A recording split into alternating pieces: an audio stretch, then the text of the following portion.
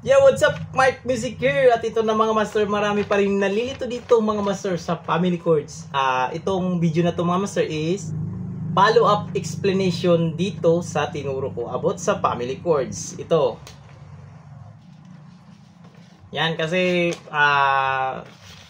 honestly mga master is hindi talaga ako marunong or hindi ko pa maalam masyado maglagay ng mga sulat-sulat dyan sa screen mga master.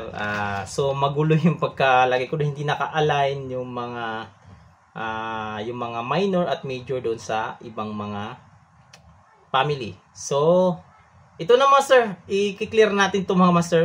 Bago ang lahat, magbibigay muna ako ng disclaimer. Hindi po ako professional na gitarista, tuturo lang po ako ayon sa alam ko at sa sarili kong research. Nasa sa inyo na yan kung susundin nyo o hindi. So, ginawaan ko siya master ng sulat mismo. Talaga sulat. Yan. Pasensyahan nyo na ako master. Pasensyahan na ako. Yan.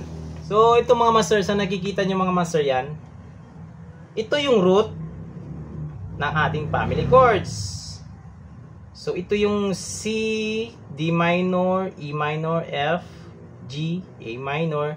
Yan yung napapaloob sa family chords na C. Yan. Take note mga master napapaloob yan sa family chords na C.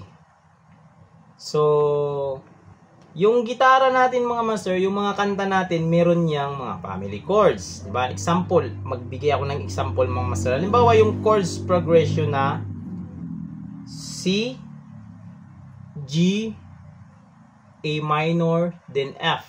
Tandaan master C, G, A minor, F. Yan yung mga lagi natin nakikita. So, ito yun. C, G, A minor, F. Yan yung chords progression. So, ngayon, gusto ng singer nyo na hindi niya kaya sa boses niya. Hindi niya kaya sa boses niya. So, or mag-transpose tayo. Siyempre pag transpose, mag-iiba na naman yung ating family chords. Hindi na dun sa C, di ba? Kasi mag-transpose tayo. So, ito namang master. So, example, hindi niya abot yung C. Ang transposition mga master is, pag hindi abot yung C, bababa tayo ng root. So, ano ba yung nauna sa C? So, yung nauna sa C is B. So, gusto ng singer nyo babaan. So, B. Ito. Ito na yung B. Family chords ng B. Ito yung napapaloob sa family chords ng B. Ang family chords ng B is meron siyang B, C sharp minor, D sharp minor, A major, F sharp major, at G sharp minor. So, tandaan natin yung kanina mga master. C, G, A minor, F. So, ang pattern na to, isa natin ngayon sa pattern ng B. So, dito na tayo, B. Ito yung root. Pattern nito is G, sunod ng galing sa C. So, ito rin gagawin mo, B. So, kasunod niya, F sharp.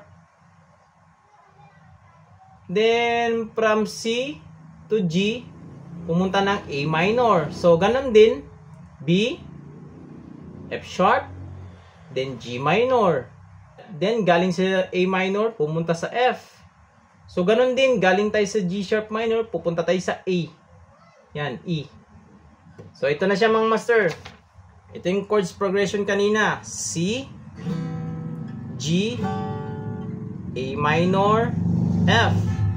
So, yung C, mataas. So, bumaba tayo. Ginawa nating B. So, yung chords progression kanina is ganito na. B, F sharp,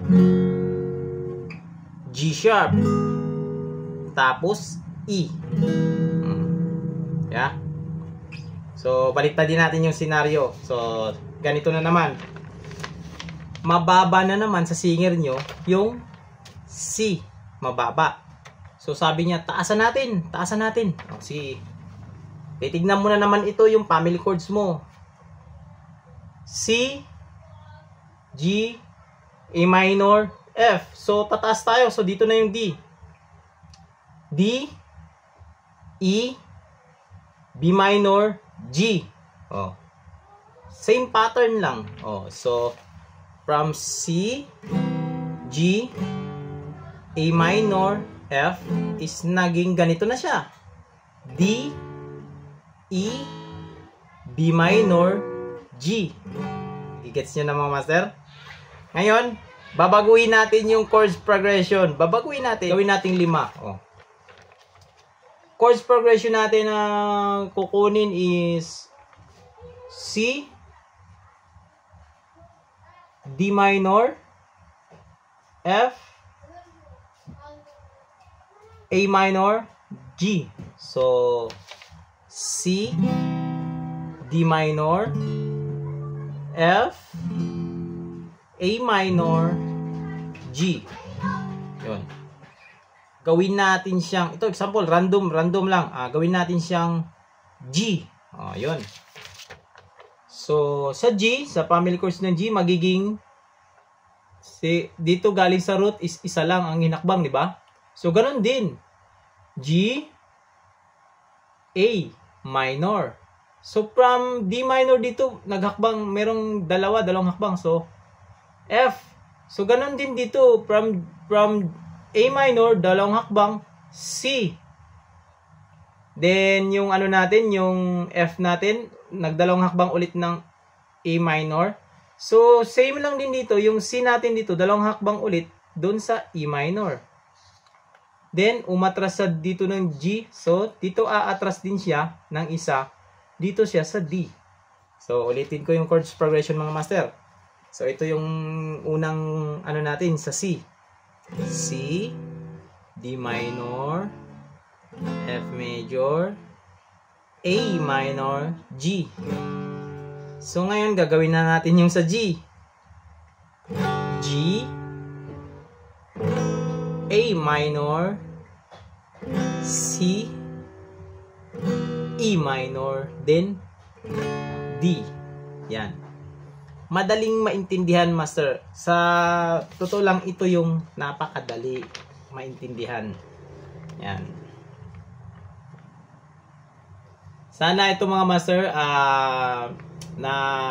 naintindihan na ng yun, nasagot ko na yung tanong ng ilan na nahirapan sila doon pag-intindi kasi hindi kasi talaga naka-align din talaga yung pagkasulat ko. So ito yun mga master. Ito na yun. Ito hindi ko sinama yung diminish. May iba akong video na ipaliwanag diyan kung bakit di ko sinama. So ito mga master. Sana magbigay ito ng linaw mga master sa mga nahirapan doon sa mga family chords. Yan. Yun lang mga master sa video na ito master. Maraming salamat. God bless all. Peace out.